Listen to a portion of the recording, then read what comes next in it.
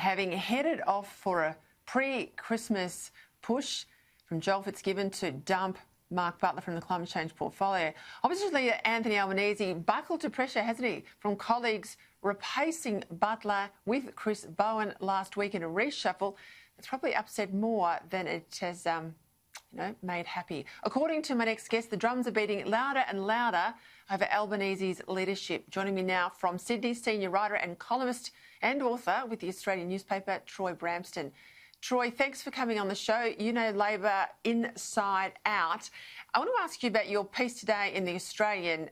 Pretty excellent analysis, I have to say, with a whole lot of names there. Chris Bowen, Tanya Plibersek, Jim Chalmers, you say are all waiting to strike against Anthony Albanese if they can see a clear path. You've also said that Richard Marles, Tony Burke are not ruling out the top job.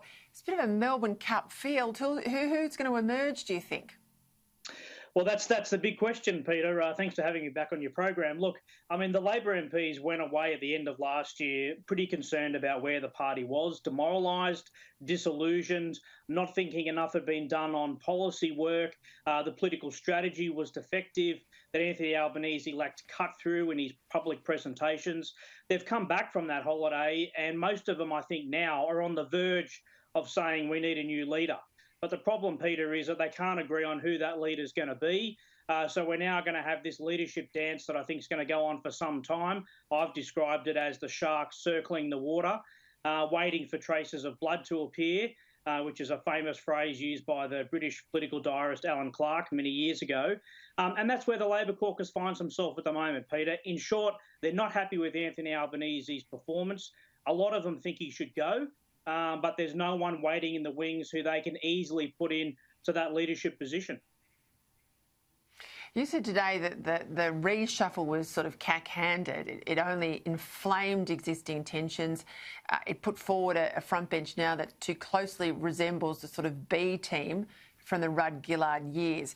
If it is a question of when he will go, Anthony Albanese, not if, and they're looking for some sort of reason to bring on a challenge, is there a chance that Albo will fall on his sword? No, I don't think so. I mean, he comes across to me as fairly arrogant, fairly stubborn, set in his ways. He said a number of times now he thinks the next election has already been run and won. He thinks he will be the Prime Minister after the next election. And I can't think of a Labor leader who's ever adopted that approach, just having absolute contempt for the voters' position, the voters' judgment. They haven't made a judgment yet, but he thinks they already have, and they've decided for him. So, no, I don't think he'll give it up. A lot of MPs tell me that he is irritable and cranky, he's not approachable, and he's defiant. So they're going to have to blast him out of that position, Peter. And so everyone's now essentially waiting for the next gaffe to take place, and then somebody might strike. Now, it may not be that frontline leadership contenders, who I think are Chris Bowen, Tanya Plibersek and Jim Chalmers. It may be someone else who might run as a stalking horse or move some kind of motion of confidence in the leader. But there is a number of caucus members now, Peter, be in no mistake about this, who want to force the leadership issue before the next election, and they want to get rid of him. And there's a bunch of other MPs who think he should go, but are trying to work out at the moment who should replace him.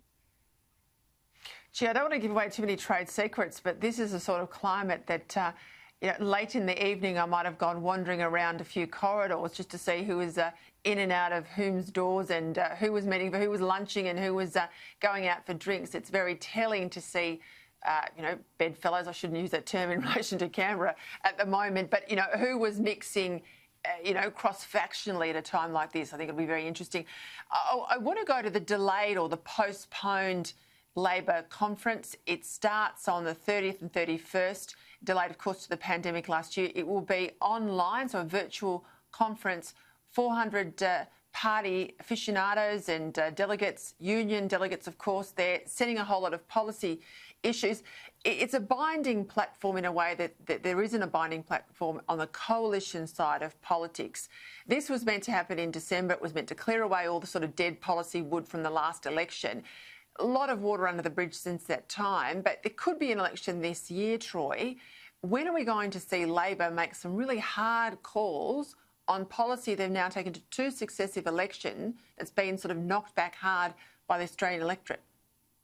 Yeah, well, Peter, I think, is one of the strategic blunders that Labor has made. Look, they should have had a national conference at the end of 2019 or sometime during 2020. Now, of course, we've had a pandemic, but the British Labor Party managed to have their national conference online. The Democratic Party and the Republican parties in the US managed to have a convention online last year, so it could be done. But, we're probably maybe 6 to 8 months away from an election being called, and Labor is looking at having its national conference in March this year. It's too late.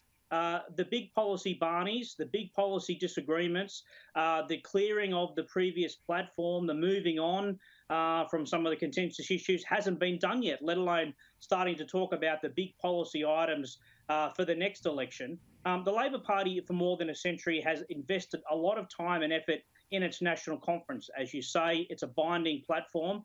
It's a big process. It's a big job. It's going to take up a lot of time. And Labor's about to go into that process when they really should now be in a campaign mode.